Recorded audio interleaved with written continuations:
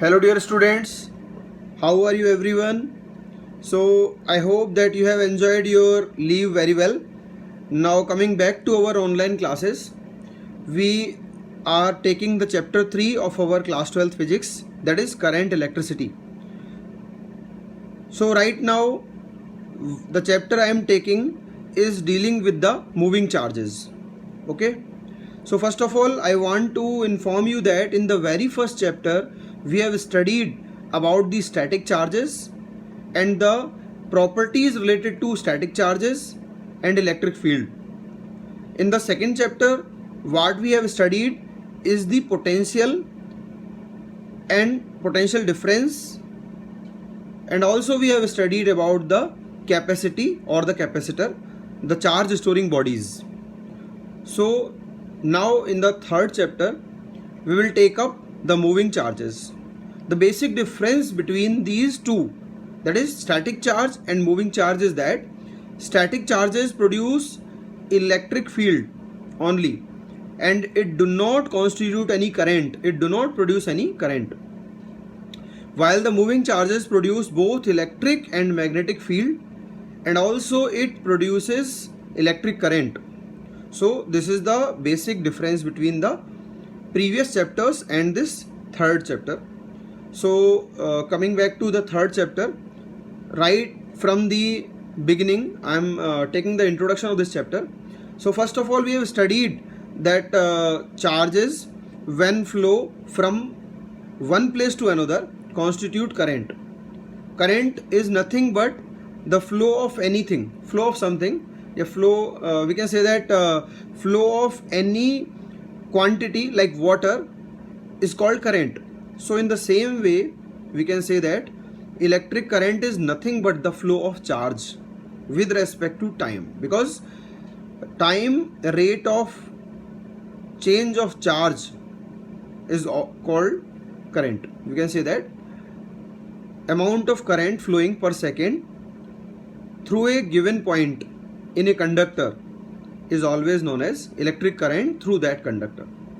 So taking some common life examples, first of all I am taking the example of lightning.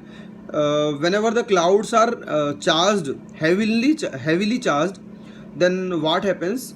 Due to the rise in the potential of the clouds, when charge is transferred from cloud to the earth via atmosphere, then the atmospheric molecules and atoms get ionized and these ions conduct these charges from cloud to the ground. Because ground has infinite capacity, so all the charge will definitely flow to ground. Why? Because clouds are at higher potential and the ground is at zero potential or low potential, so charge always flow from positive, I am talking about positive charge always flow from higher potential to lower potential, just like the water always flow from higher pressure to lower pressure. So it will constitute the lightning. This is the phenomena behind the lightning. Okay, so now coming to the definition, current is equal to charge, amount of charge flowing per second. So I is equal to Q by T. The ratio of charge and time is called current. The unit is ampere in respect of scientist ampere. So small unit of ampere is milliampere, that is thousandth part of an ampere, and the larger unit is kiloampere.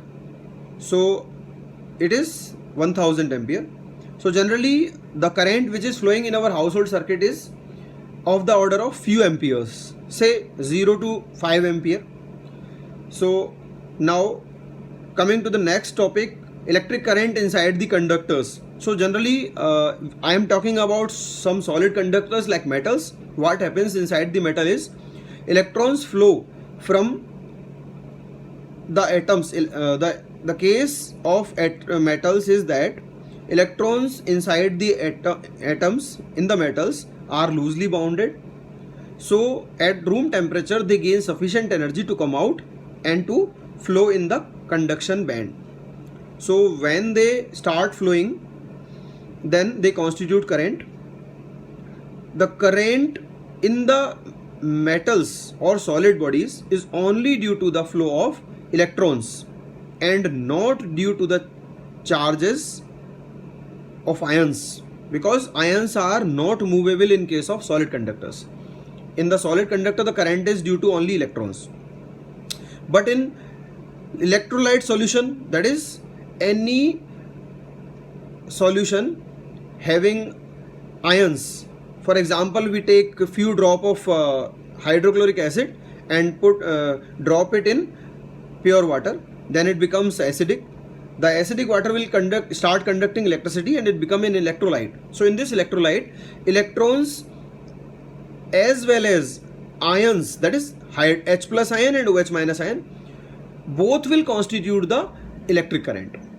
So remember this thing, in case of solid conductors, that is metal, only current is due to the flow of electrons. Ions and atoms are immovable, they do not move from one place to another. And in case of electrolyte or electrolytic solution, that is liquids, current is due to both the flow of electron as well as the movement of ions, that is hydrogen ion, H plus ion and OH minus ions. So this is the case of electric current. Now after that I will take up the before I will take up the next topic, one more thing I want to tell you. There are three category of objects, that is insulators, conductors and semiconductors. This topic we will discuss in detail in the next lecture. So till now what I have covered, you just read it once again and understand it thoroughly. After that I will take up the next lecture. Okay, thank you very much. Have a good day.